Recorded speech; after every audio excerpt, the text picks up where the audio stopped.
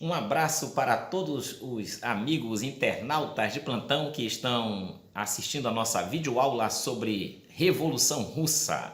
A Revolução Russa acontece em 1917 e ela marca um momento de muitas revoltas, de muitos motins, de paralisações, de greves, a saída do regime czarista do poder da Rússia, a saída dos Estados Unidos da Primeira Guerra. E é claro, falei em Primeira Guerra porque nesse mesmo período está acontecendo a Primeira Guerra Mundial, que vai de 1914 a 1918. No início do século XX, na verdade desde o final do século XIX, início do século XX, o Império Russo ele tinha uma população que superava em números a qualquer país da Europa. E dessa população formada por diferentes povos, mais de 100 etnias e culturas, cerca de 80% dessa população vivia no campo. Isso fazia com que a Rússia fosse um país extremamente agrário. Para começarmos o assunto, veja aí na sua tela que está aparecendo aí, Revolução Russa. Nós temos esse símbolo que é o símbolo da bandeira da Rússia, o símbolo da bandeira da URSS, da ex-União das Repúblicas Socialistas Soviéticas, era uma foice e um martelo e uma estrela, né, com um fundo vermelho. Essa cor, né, vermelha é uma cor símbolo do socialismo instaurado pela Revolução Russa. Vamos dar uma caminhada para você entender mais sobre a Rússia. Em relação à população, como eu já disse, vamos dar alguns dados para vocês melhor. Esse país, né, a Rússia, né, e depois toda a União Soviética, vai ser, na época, até 1991, o maior país em extensão territorial do mundo. Mais de 100 diferentes grupos étnicos eram que formavam essa população.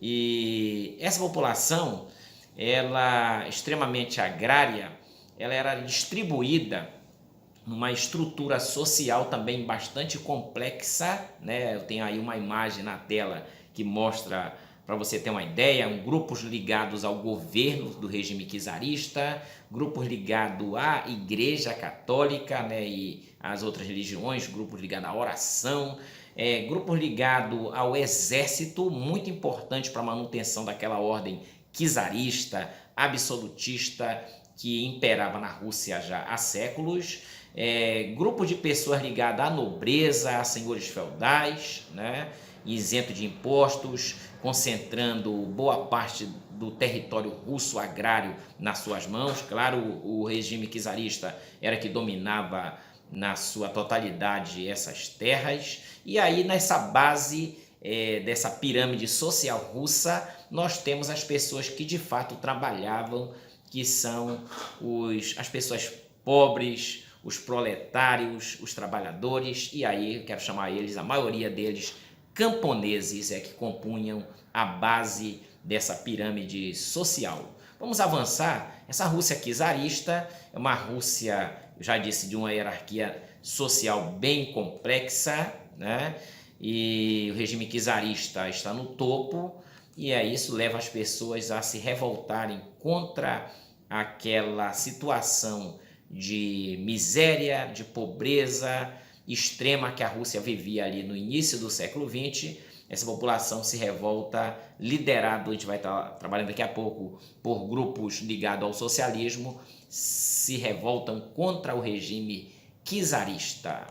Tá legal? Vamos avançar, gente? O governo dos czares era um governo que estava desagradando as pessoas. Era um regime autocrático, centralizado na figura do czar. Essa palavra czar, eu já vi pessoas falando também em czar, né, o C com som de T, mas o mais comum é czar mesmo, C com som de K. O nome czar significa imperador, assim como existia os kaiseres, né, assim como existiam os faraós, existiam na Rússia aqui no caso os czares, tá? Então, um regime autocrático, centralizado, absolutista. Também outra característica, essa sociedade ela era essencialmente agrícola. Eu já disse que 80% era formada de camponeses e a produção era insuficiente para atender essa população. Havia muita pobreza, fome, analfabetismo imperava nessa sociedade. 90%, para você ter uma ideia, desses camponeses eram extremamente analfabetos. Desde o final do século XIX, o governo e a burguesia nacional russa procuravam dar os primeiros passos do país rumo à industrialização, atraindo investimentos estrangeiros. Os trabalhadores eles passaram a ser mais explorados ainda por essas classes dominantes e surgiram aí comumente as greves de trabalhadores, as revoltas e, claro, como o regime era czarista, absolutista, com repressão violenta contra a organização dos trabalhadores. Vários grupos políticos vão surgir nesse momento e vão lutar por mudanças na ordem social. Um deles era liderado por Vladimir Ulyanovsky, conhecido como Lenin. Muita gente chama ele logo de Vladimir Lenin ou chama ele apenas de Lenin. Na verdade, Lenin é um codinome, né, que ele vai utilizar e vai, claro, entrar para a história como Lenin, o líder da Revolução Socialista Russa de 17.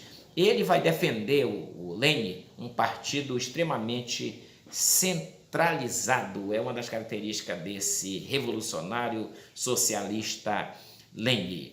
Em relação ao regime czar, os czares eles governaram com o apoio dessa nobreza rural, aristocrática, feudalista, de proprietários de terras, e lá vinha, né, os oficiais do exército e os principais dirigentes da Igreja Católica que davam suporte para a administração czarista. Vamos avançar? Vamos dar uma olhada nos últimos czares que a Rússia conheceu. Nós temos aí o czar Alexandre II, ele vai implementar importantes revoltas, ele vai implementar importantes reformas e vai destacar por abolir a escravidão lá na Rússia, né? A marca desse czar. Em 1867, ele vai vender o Alasca e as Ilhas Aleutas para os Estados Unidos, né? E ele vai acabar sendo assassinado por um grupo revolucionário conhecido como Vontade do Povo. Aí morre o czar Alexandre II. Depois dele nós temos o czar Alexandre III, que vai administrar o país até 1894 e vai reinar durante uma revolução industrial assim na Rússia. Quando a Rússia ela começa a engatar as primeiras indústrias, começam a nascer, então esse momento aí de mudança, de inserção da maquinofatura chamado de Revolução Russa lá entre os russos, né? É o czar Alexandre III que tem essa marca aí no currículo. Ele vai combater duramente os revolucionários e os movimentos liberais que se organizarem para fazer as paralisações, as greves, e ele vai morrer de morte natural no ano de 1894, no mês de novembro. Morreu o penúltimo czar. Aí nós temos o Nicolau II, que é esse czar que é o mais importante para quem está estudando a Revolução Russa. É um czar que vai assumir o poder de 1894 e vai ficar até 1917 no poder, que é o ano da Revolução. E esse czar você deve dar uma olhada com um pouco mais de carinho para ele, né? Ele vai promover investimentos industriais concentrados em centros urbanos populosos, né, na Rússia. Claro, os trabalhadores, os operariados com salários miseráveis e jornada aí de 12 horas de trabalho diária vão se revoltar muito contra esse czar.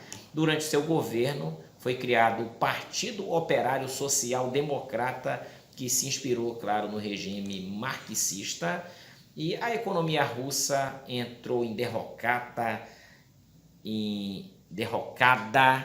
em colapso, inicialmente devido à guerra russo-japonesa e à entrada da Rússia na Primeira Guerra Mundial em 1914. Então esses itens, somados ao atraso industrial, ao agrarismo, à falta de recursos financeiros, fazia com que a situação de miséria, de pobreza extrema e de fome generalizada se propagasse pela Rússia ali no mandato do czar Nicolau II. Vamos andar, né? Então, esse partido que eu acabei falando para você, Partido Operário Social Democrata Russo, é um partido que vai ser fundado em 1898, vai ser inspirado no regime marxista e, claro, ele vai ser violentamente perseguido pelo regime do czarismo, né? O czar Nicolau II vai mandar prender essas pessoas, que são líderes partidários, e os membros mais conhecidos do partido, o Partido Operário Social Democrata Russo. Dos mais conhecidos nós temos a figura do Lenin, que eu já falei para vocês um pouquinho, do Trotsky, e aí tem uma figura que vai entrar também, vai aparecer daqui a pouco, mais carinho, o Joseph Stalin, né?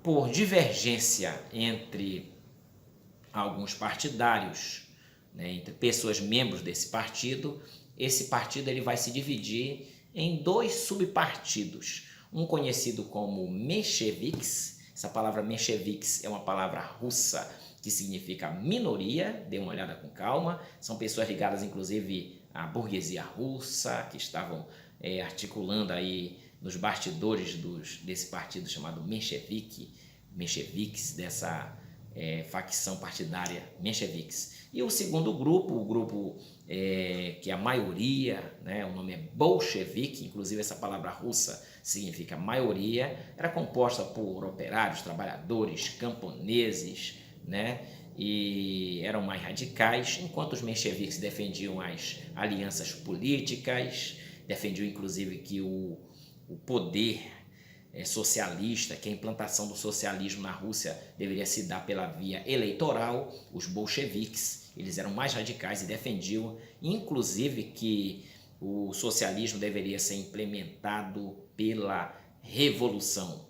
Proletários do mundo inteiro, univos, seguiam à risca a proposta marxista revolucionária. Era assim que os bolcheviques se comportavam. Eles eram maioria e eu já disse aqui, defendiam a revolução imediata. Tudo certinho? O principal líder do partido bolchevique, que é um nome que interessa muito para nós, que eu quero que você tenha atenção, é o Lenin. Dê uma olhada com calma, pesquisada sobre o Lenin para você entender um pouco mais sobre essa questão. Também, quem tiver interesse, dá uma olhada na internet para aprofundar os conhecimentos sobre essa guerra dos russos contra os japoneses. Eu não vou tratar ela com mais carinho aqui, vou dar algumas pinceladas para poder a gente avançar nesse assunto. Essa guerra russo-japonesa ela foi motivada por disputas de território ali da Coreia e daquela região da Manchúria. Os russos eles vão ser derrotados, vão perder territórios importantíssimos e, claro, vão acabar se endividando e a situação vai se agravar muito ali na Rússia devido ao endividamento do Estado que gastou a grana, uma grana preta, né, nessa guerra russo-japonesa, tá legal? E, claro, a derrota da Rússia nessa guerra vai agravar mais a insatisfação da população contra o regime czarista, né?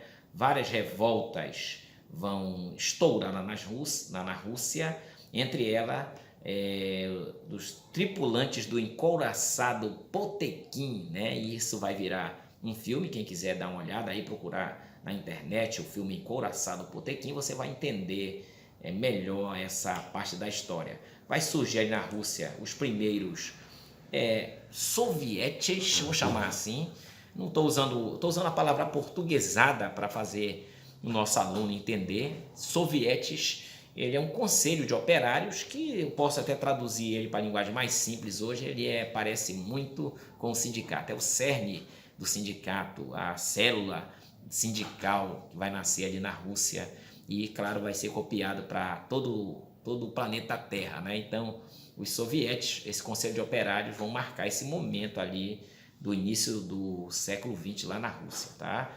As revoltas, claro, elas vão ser sufocadas pelo exército comandado pelo czar e os sovietes vão ser dissolvidos, vão ser fechados inicialmente, tá? Então, tudo isso é um conjunto de consequência da revolução, aliás, da guerra dos russos contra os japoneses e os reflexos dessa guerra dentro da Rússia. Vai acontecer também nesse momento um episódio marcante da história russa chamado de Domingo Sangrento. Em 1904, após a derrota da Rússia na guerra contra o Japão, em disputa por território da Manchúria e da Península da Coreia, como eu já dei uma pincelada agora há pouco, os trabalhadores, castigados pela fome, pela miséria, vão passar a se mobilizarem e vão fazer greves nas principais cidades russas. Em janeiro de 1905, uma passeata pacífica se dirigiu ao Palácio de Inverno em Petrogrado, atual São Petersburgo, e esse palácio real da monarquia absolutista russa, ele era símbolo do poder czarista. O governo, o czar, vai ser contrário, claro, a essa manifestação, apesar dela ser pacífica. E aí o que vai acontecer é que homens e mulheres e também crianças, eles vão passar a ser recebidos a tiros pela polícia que estava posta ali na frente do Palácio de Inverno. O saldo é de 92 mortos e muitos feridos. É claro que esses 92 mortos, depois na sequência, muita gente ficou ferida, morreu também. Então esses números de 92 mortos varia muito de livro para livro. Eu já vi até uma historiadora defendendo que morreu lá na frente do palácio 1000 pessoas, só que, claro, tentaram abafar e tentaram divulgar o menor número possível, por isso que alguns livros saem o relato oficial de 92 mortos, mas o número com certeza é muito maior.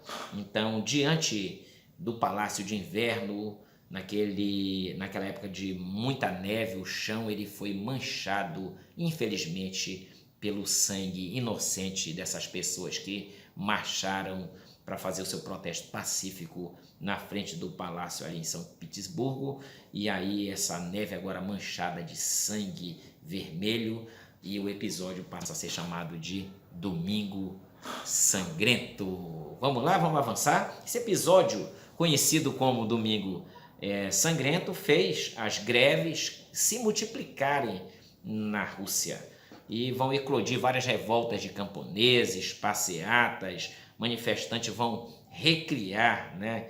vão criar os sovietes, né? E vão replicar esses sovietes, esse conselho de trabalhadores, de soldados, de camponeses, de proletários em várias partes da Rússia. E como eu disse agora antes, um pouquinho, eu disse que vão ser perseguidos, e o czar ele vai convocar as eleições para formar um conselho parlamentar lá na Rússia, formado por muitos deputados, que vai passar a ser conhecido como Duma. Tudo certo? Você que está aqui comigo, nós estamos estudando a Revolução Russa e vamos avançar, né? Eu quero agora tratar uma questão. Você deve saber, lembrar aí que nesse mesmo período que está acontecendo a Revolução Russa, e aqui nós tratamos o início do século XX, 1904, 1905, quando já está acontecendo uma onda aí já pré-revolucionária, tratamos o Domingo Sangrento, mas ali está todo num contexto de Primeira Guerra Mundial. Eu quero aqui mostrar para vocês essa participação da Rússia na Primeira Guerra, para você ver como estava a Rússia lá nesse período, tá? Então, a Rússia, inicialmente, claro, vai para uma guerra, mas a Rússia não estava preparada para a guerra. Não havia suprimentos suficientes para os soldados que foram mandados para a guerra, alimentos, armas, roupas eram insuficientes para todos os soldados, o exército estava mal organizado, mal administrado, não dava para comparar, né, o exército russo com o exército da Tríplice Entente e nem da Tríplice Aliança, né? Eles estavam apoiando aí a Tríplice Entente por causa de um acordo de guerra existente entre a Rússia entre a França e entre a Inglaterra, só que existe, é claro, um disparate, uma diferença muito grande aí entre esses exércitos. E o exército inimigo, aí no caso os alemães, os italianos, estavam muito melhores preparados do que o exército russo. Então esses soldados, eles muitas vezes foram mandados para o campo de batalha, mas estavam insatisfeitos de estarem lutando pelo seu país. Então havia um sentimento assim de descontentamento no coração do soldado, e muitos deles morreram injustamente pela Rússia nessa Primeira Guerra Mundial. Então esse exército russo vai perder muitas pessoas, a população russa vai ficar ainda mais revoltada aqui na Rússia contra a derrota, sucessivas derrotas desse exército. O czar Nicolau II, a partir do ano de 1915, um ano mais ou menos que o exército já estava lutando na guerra, ele vai passar pessoalmente a comandar as tropas russas para tentar organizar esse exército, mas infelizmente o exército vai continuar perdendo, e aí o exército vai perder a confiança total no seu líder maior, que é o czar, e depois de uma série de derrotas, os soldados agora revoltados estavam ansiosos para voltarem para casa. Mas aí, claro, desertar é um crime que é punido com morte, né? Ninguém pode desertar da guerra assim, é crime de traição. Então os soldados estavam se mantendo na guerra para não serem punidos pelo crime de traição, mas eles não estavam mais nem um pingo, vou usar o termo assim, a fim de continuarem na guerra. O czar Nicolau II e seus ministros, eles vão exercer uma má liderança e uma má organização, e os reflexos disso tudo é que a guerra vai tornar o regime czarista, e claro, todas as lideranças czaristas, e claro, no topo o czar, vai se tornar muito impopular. É nesse contexto, né, que vai surgir aqui no ano de 1917, né, e aí são 2 episódios, um acontece em fevereiro e o outro acontece em outubro, né, do mesmo ano, que vai acontecer uma organização socialista maior nesse interior russo, que vai caminhar a Rússia para a Revolução Russa, né? Então, devido ao total fracasso da Rússia na Primeira Guerra Mundial, houve um levante espontâneo dos camponeses contra o czar, a população contra o czar, e muita gente vai passar a gritar na rua, protestar na rua contra a escassez de pão, com greves nas indústrias, paralisação dos bondes, quebra de vitrines. Muita gente vai acenar a bandeira vermelha com os dizeres: abaixo a guerra, que a Rússia saia da guerra, queremos o fim da guerra. E em março de 1917, com o apoio já do exército, o czar vai ser obrigado a abdicar e um governo provisório vai ser instalado lá na Rússia. Lenin, ele acreditava que este governo provisório era fraco e não imporia o regime comunista na Rússia, né? Então, em outubro de 1917, Lenin vai liderar um levante bolchevista armado contra o governo provisório e vai assumir o controle total da Rússia para torná-la um país comunista. Tudo certinho até aqui? Vamos avançar conosco. Os fatores que vão ajudar Lenin a impor o controle comunista na Rússia, eles vão demorar ali um processo, vai ser um processo que vai de 1917 a 1924, né? Então, nesse período, nós vamos ter o centralismo revolucionário por meio do partido bolchevique, com 600 mil membros aproximadamente, né? Disciplinados, altamente disciplinados, e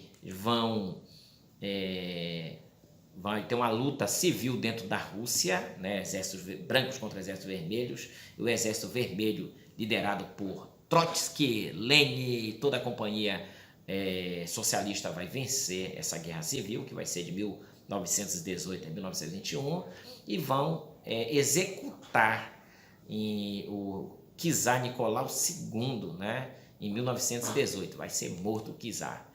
Vão adotar um regime inicialmente chamado de comunismo de guerra, e a economia do país vai passar a ter o total controle por parte do governo, agora liderada por Lenin, a proibição de toda a oposição política e a unificação de todos os sovietes, de todos os sindicatos que já existiam, sob o domínio do Partido Comunista Russo. Vou voltar à frase. A unificação dos sindicatos sob o Partido Comunista Russo. A adoção de um novo plano econômico, e isso vai fazer com que a Rússia ela comece a respirar um ar economicamente melhor, né? E nesse período também muitos livros chegam a abordar que muitas empresas capitalistas vão até começar a agir dentro da Rússia, vão fazer alguns investimentos, a Rússia vai começar a prosperar, tá ok? Então, gente, aqui nós estamos com a primeira parte desse assunto e o resultado disso é que vão surgir vários acordos, vários tratados, né, dentro da Rússia, um monte dessas repúblicas vão se coligar através desses acordos e vão aparecer, aí vai surgir a União das Repúblicas Socialistas Soviéticas. 1924, deixa eu dar um dado aqui antes de terminar o vídeo, né, o Lenin morre, né, o Lenin morreu em 1924, como eu disse aqui, tinha obtido sucesso em estabelecer a ditadura comunista na Rússia. A Rússia se tornou uma república socialista, a primeira república socialista do mundo. Tornou-se, a partir de 1923, unificou-se todas as repúblicas ali socialistas em volta da Rússia e formaram a União das Repúblicas Socialistas Soviéticas. E, claro, o Lenin não deixou quem seria seu sucessor, né? E essa proposta stalinista vai vencer, as pessoas vão apoiar o Stalin, Joseph Stalin, ele vai ascender o poder, e vai ficar aí de 1924, com a morte do Lenin, até 1953. E o Trotsky? O Trotsky, ele vai ser morto lá em 1940, depois de ser perseguido muito pela KGB, com uma picaretada na cabeça a mando de Stalin. Infelizmente, o fim do Trotsky é muito, muito grave, né? E outro dia a gente fala sobre o governo de Joseph Stalin com mais carinho. Muito obrigado a todos. Deus abençoe vocês. Valeu!